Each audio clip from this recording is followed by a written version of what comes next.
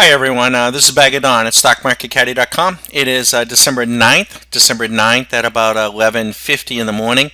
You're looking at what we call the swing machine, a mechanical, objective, consistent view of the markets day in and day out. But what I wanted to post for everybody on YouTube, try to do this in 5 minutes or less, is really kind of a public service announcement. And if you're not a futures trader, you want to probably pay particular attention to this because it affects all markets and it also affects the stock market. And I think most people in the stock market, don't fully appreciate this.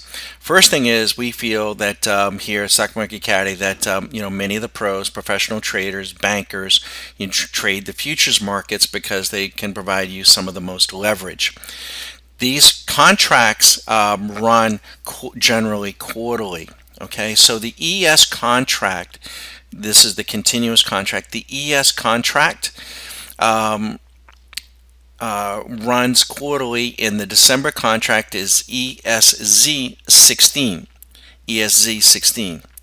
Now, the contract for December 16th, is going to expire officially, I think December 19th. But what happens is at the period in which contracts begin to roll over, that is, people need to begin selling, or not begin selling, begin trading the March contract. And it's at this point in this transition period where people can get caught offside, or we believe large money players can manufacture some pretty nasty traps. And they do it in the gold market, they do it in the oil market all the time. The oil market doesn't trade quarterly, it trades monthly. So what we need to do is we come here to the ES contract, the ESZ contract, could be the continuous, and we look at something called the Commitment of Traders Report.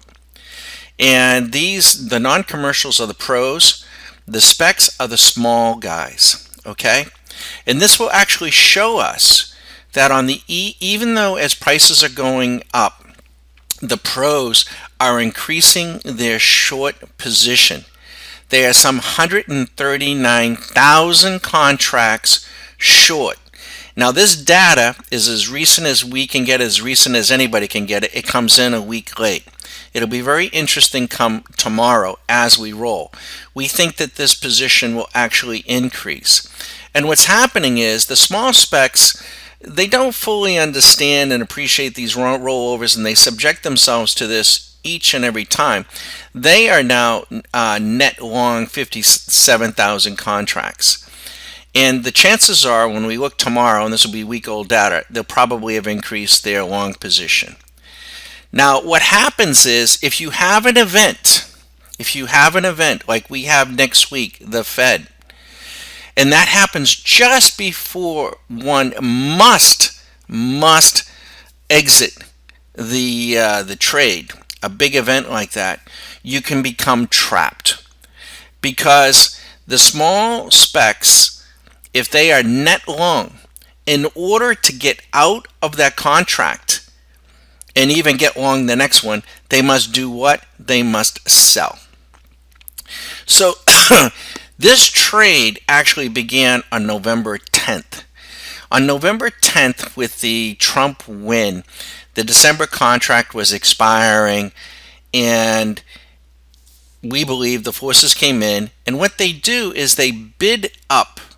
They know the shorts are not going to come in a big way in the last couple of weeks of an expiring contract and the Christmas season.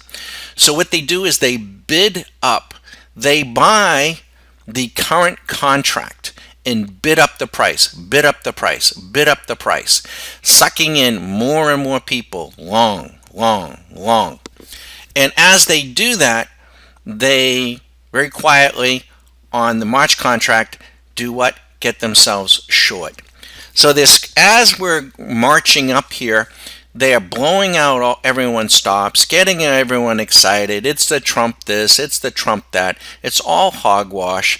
When the Fed comes in and does what they do, if not before then, somebody is going to get caught.